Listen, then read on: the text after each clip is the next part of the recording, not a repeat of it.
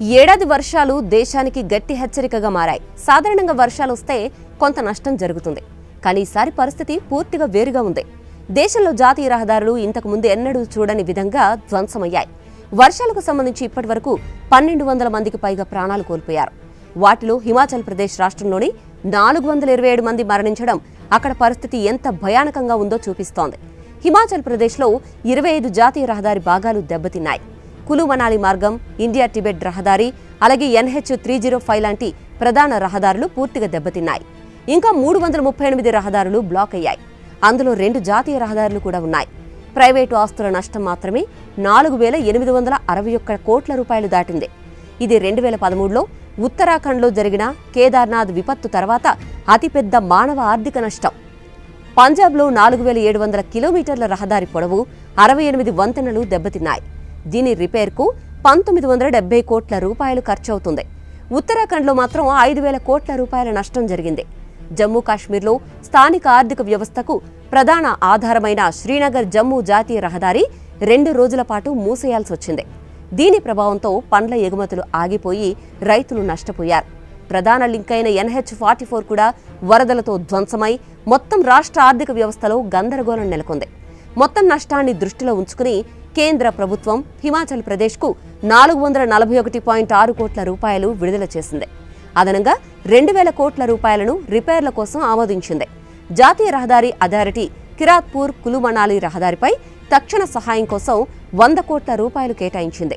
వర్షాల ముందే అధికారులు AI ఆధారిత ట్రాఫిక్ సిస్టమ్స్, డ్రోన్లు, ఎక్స్కవేటర్లు, ఇసుక సంచులు వంటివి ఏర్పాటు చేసినప్పటికీ ఈ విపత్తు ఆ ప్రయత్నాలన్నింటినీ తుడిచేసింది. వాతావరణ మార్పుల కారణంగా భారీ వర్షాల శాతం గత 10 ఏళ్లలో గణనీయంగా పెరిగింది. కొన్ని ప్రాంతాల్లో ఒక రోజులో కురిసిన వర్షపాతం సాధారణం కంటే 1000% ఎక్కువ నమోదైంది. నిజానికి రహదారి రూపకల్పన పాత వాతావరణ పరిస్థితులకు సరిపోయేలా మాత్రమే ఉంది. ఇప్పుడున్న వాతావరణానికి మాత్రం ఈ రోడ్లు పనికిరావని నిపుణులు చెబుతున్నారు. 2021 నుంచి 2024 వరకు ప్రభుత్వం జాతీయ రహదారి నిర్వహణ కోసం 17,900 కోట్ల రూపాయలు ఖర్చు చేసింది. ప్రతి ఏడాది సుమారు 6,000 కోట్ల రూపాయలు ఖర్చవుతున్నాయి. కానీ ఈ ఏడాది వర్షాలు తెచ్చిన నష్టం కొన్ని రాష్ట్రాల వార్షిక నిర్వహణ బడ్జెట్ కంటే ఎక్కువ.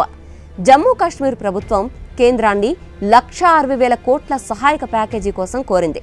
ప్రాథమిక అంచనాల ప్రకారం ఉత్తర రాష్ట్రాల మొత్తం ఆర్థిక నష్టం 15,000 కోట్ల రూపాయలు దాటింది. హిమాచల్, జమ్మూ కాశ్మీర్ పర్యాటక రంగాలు పూర్తిగా దెబ్బతిన్నాయి. వేసవికాల పర్యాటకం రద్దు అవడంతో హోటళ్లు ఖాళీగా మిగిలిపోయాయి. దీని కారణంగా కాశ్మీర్ యాపిల్ రైతులు, మనాలి హోటల్ వ్యాపారులు ఆర్థికంగా నష్టపోయారు. ఈ పరిస్థితిని దృష్టిలో ఉంచుకుని రోడ్డు రవాణా శాఖ రహదారులను మరింత బలంగా నిర్మించడానికి కొత్త ప్రణాళికలు రూపొందిస్తోంది. కాంక్రీట్ పూతలతో నిర్మాణాలు, కొండ చర్యలు పడకుండా ప్రత్యేక రక్షణ, మెరుగైన డ్రైనేజ్ వ్యవస్థలు, భూగర్భ సర్వేలపై దృష్టి పెట్టారు. ఇక ఈ ఏడాది వర్షాలు ఒక స్పష్టమైన పాఠం ఇచ్చాయి. దేశ రహదారులు వాతావరణ మార్పులకు త్వరగా సరిపోకపోతే ప్రతి సంవత్సరం ధ్వంసం, మరమ్మత్తు, మళ్లీ ధ్వంసం అనే చక్రం ఆగదు. రహదారులను వాతావరణ మార్పుల ప్రభావానికి రక్షణగా మార్చడం ఇప్పుడు అత్యవసరమని ప్రభుత్వాలు ఖచ్చితంగా గుర్తుపెట్టుకోవాలి.